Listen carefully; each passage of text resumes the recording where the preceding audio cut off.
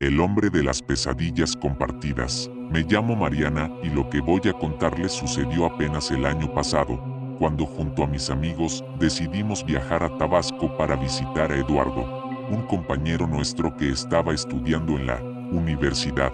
Éramos 5 en total, sin contar a Eduardo, y aunque él nos ofreció hospedaje en su casa, preferimos rentar un pequeño departamento por aplicación. No queríamos incomodarlo con tantas personas en su espacio, y ahí fue cuando todo comenzó. La primera noche, mientras mis amigos dormían sin problema, yo tuve una pesadilla espantosa.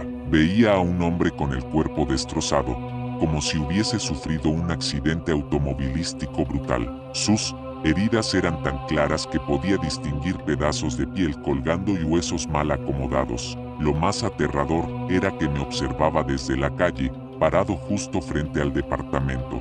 Yo lo veía a través de la ventana, y él, sin apartar la mirada, comenzaba a acercarse, poco a poco, hasta entrar en el lugar y abalanzarse sobre mí. El miedo fue tan intenso que desperté justo en el momento en que caía encima de mí. No volví a dormir en toda la noche. Pensé que era producto del cansancio del viaje, pero la segunda noche sucedió lo mismo, idéntico, como si alguien hubiera presionado repetir en mi sueño. Lo extraño era la claridad con la que lo recordaba. El mismo hombre, las mismas heridas, la misma mirada fija llena de odio. Traté de ocultar mi agotamiento con la excusa de que algo que comimos me había caído mal, pero cada vez estaba más débil. Me prometí que si ocurría una tercera vez, se lo contaría a alguien, y ocurrió. La tercera noche no hubo ninguna variación, excepto que desperté más asustada que nunca. Así que decidí, si pasaba otra vez, no me lo guardaría. La cuarta noche no solo se repitió, sino que fue peor. Esta vez, en el sueño no pude despertar a tiempo. El hombre llegó hasta mí y comenzó a asfixiarme. Sentía sus manos, frías y pesadas en mi garganta. Yo pataleaba, me resistía, y cada segundo duraba una eternidad. Desperté de golpe, pero con la sensación de que su peso aún estaba encima de mí. Con el corazón acelerado, salí de la habitación a tomar agua, y ahí me encontré con todos mis amigos, sentados en el comedor, pálidos, con rostros desencajados. Les pregunté qué pasaba, pero ninguno respondió. Sabía que me ocultaban algo, así que decidí hablar primero y les conté mis pesadillas, desde la primera noche hasta esa última, detallando cada instante. Cuando terminé, el silencio fue sepulcral. Entonces, Sofía, la más sensible del grupo, rompió en llanto. Fue ahí cuando me confesaron que todos habían soñado lo mismo desde la primera noche. El mismo hombre, las mismas heridas, los mismos ataques. No podía ser casualidad.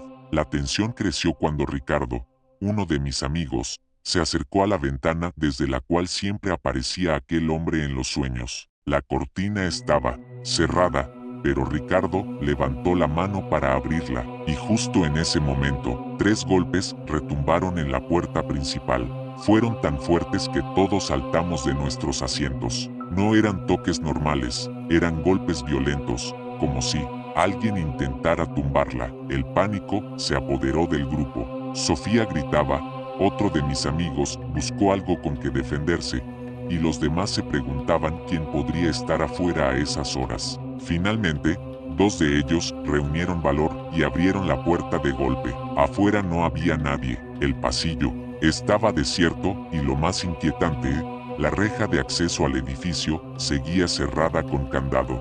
Nadie pudo haber entrado. Cerramos de inmediato, encendimos todas las luces y pasamos el resto de la noche en vela, aterrados, empacando nuestras cosas para irnos al amanecer. Nos mudamos a la casa de Eduardo, nuestro amigo. No queríamos decirle nada, pero apenas nos vio, notó nuestras ojeras y lo pálidos que estábamos. No tuvimos más opción que contarle la verdad. Él escuchó todo sin burlarse, sin cuestionarnos, y nos ofreció su casa para descansar. Esa noche, por primera vez en días, dormimos tranquilos. Nadie soñó con el hombre. Hasta el día de hoy, sigo sin entender qué fue lo que pasó en ese departamento. ¿Por qué todos soñamos lo mismo? ¿Por qué sentimos su presencia de forma tan real? Y sobre todo, ¿qué fue lo que golpeó aquella puerta con tanta furia? Lo más perturbador es que el anuncio de ese departamento sigue publicado en la aplicación. La calificación no es la mejor, pero nadie menciona nada parecido a lo que nos ocurrió. No sé si los demás callaron su experiencia, como nosotros lo hicimos, o si simplemente aquel hombre mutilado no se ha vuelto a aparecer. Solo sé que jamás volvería a poner un pie ahí.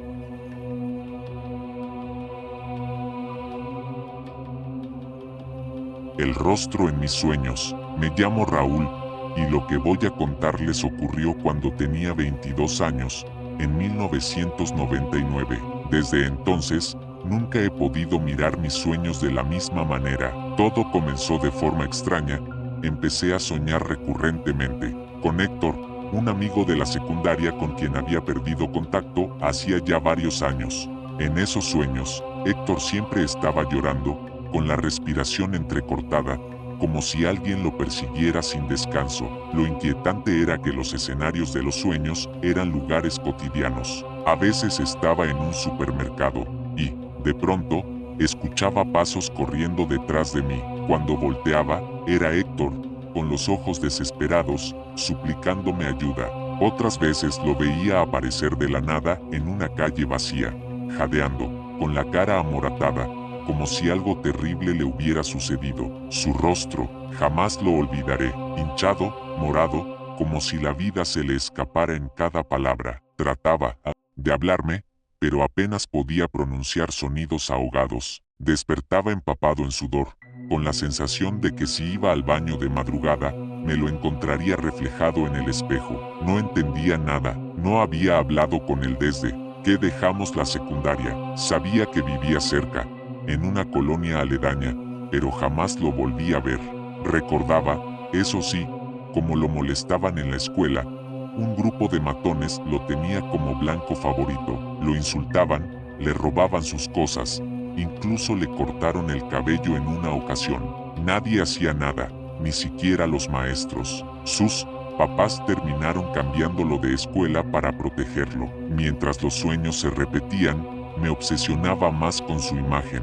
Cada noche, su rostro lastimado se hacía más nítido, como si tratara de darme un mensaje. Finalmente, decidí hacer algo que normalmente no habría hecho: buscarlo. Aún tenía guardada una vieja libreta con los teléfonos de mis amigos de aquella época. Encontré el número de su casa y marqué. Me contestó su madre. Reconocí su voz al instante. Se sorprendió al escucharme después de tantos años y al principio sonó alegre, pero cuando le dije que llamaba porque había estado soñando con Héctor, su tono cambió de inmediato. Su voz se quebró y comenzó a llorar. Mi estómago se heló. No necesitaba que dijera nada más, pero aún así la escuché entre sollozos. Héctor ya no está con nosotros.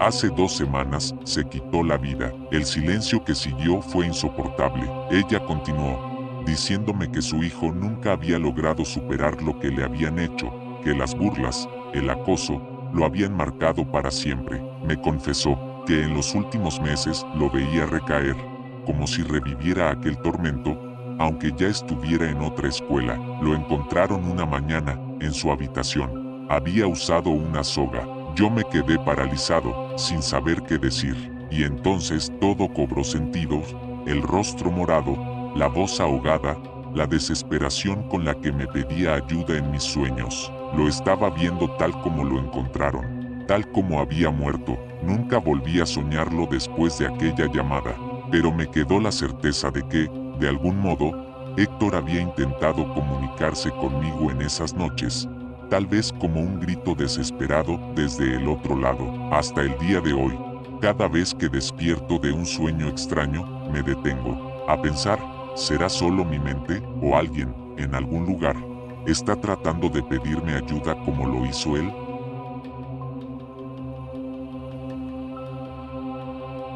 El muro de las pesadillas. Me llamo Valeria y tengo 32 años. Solo una vez en mi vida puedo decir que experimenté algo que, sin duda, fue paranormal. Todo comenzó de manera extraña. Yo estaba en una etapa tranquila, buen trabajo recién renovado, un departamento cómodo, mi perrito Loki y mi gata Nina haciéndome compañía. Con mi familia todo iba bien, nada que pudiera justificar lo que estaba a punto de ocurrir. Las primeras señales fueron físicas. Cada mañana despertaba, con un dolor inexplicable en las piernas. No era cansancio, ni agujetas, ni nada parecido. Era como si alguien me hubiera apretado con brutalidad toda la noche. Fui al médico, me revisó y no encontró nada. Lo único que sugirió fue sonambulismo o tensión muscular al dormir.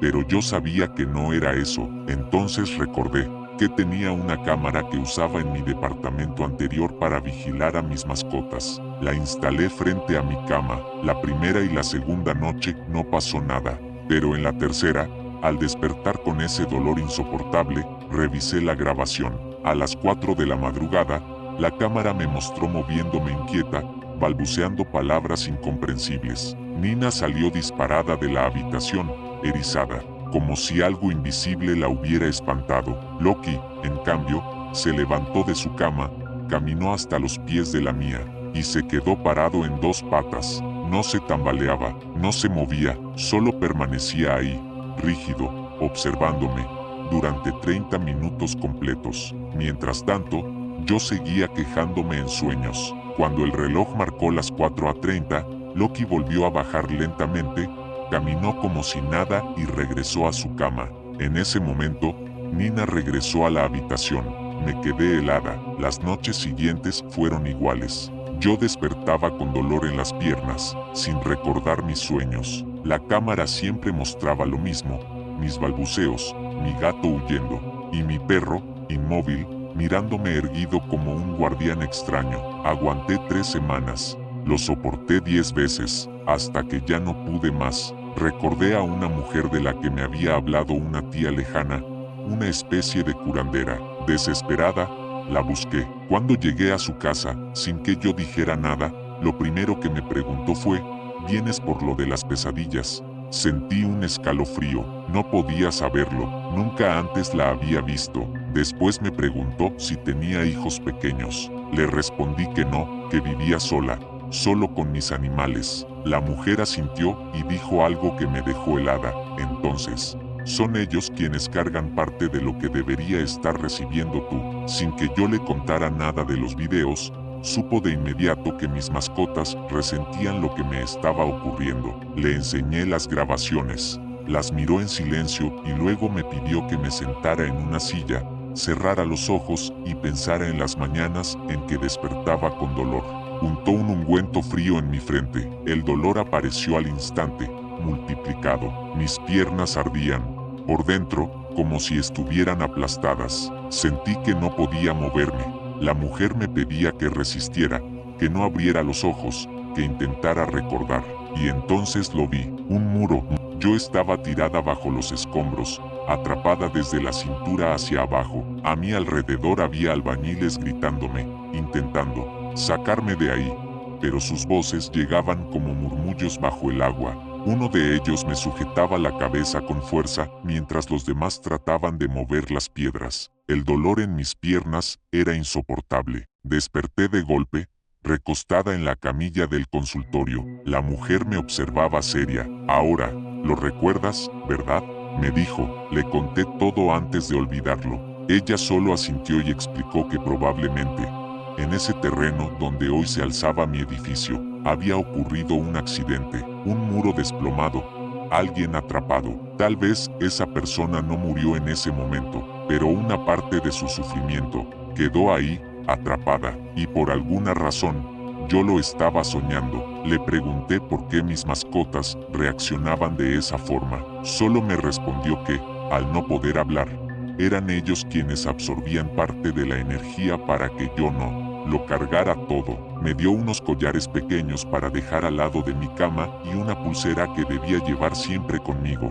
No aceptó dinero. Desde esa noche, nunca más volví a soñar con el muro. Nunca más desperté con dolor en las piernas. Ni Loki ni Nina volvieron a comportarse extraño. Pero hay algo que nunca dejo de preguntarme. ¿Por qué yo? ¿Por qué ese dolor se aferró a mí y a mis animales, cuando cientos de personas más habitan en ese edificio? Y, sobre todo, si esa alma quedó atrapada bajo el muro, ¿acaso aún sigue buscando a alguien más con quien compartir su sufrimiento?